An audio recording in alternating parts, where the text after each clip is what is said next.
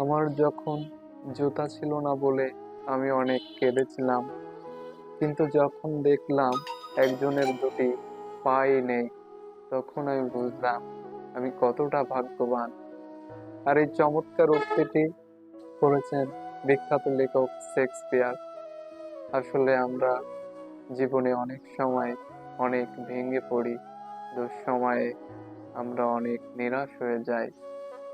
তো আমরা আমাদের চতুর্দিক চতুর্পাশ যদি দেখি, এরকম অসংখ্য এক্সাম্পল আমরা দেখতে পাই, যেগুলো আমি যে অবস্থায় আছি দেখা যায় আরেকজন তার থেকে খারাপ অবস্থায় আছে।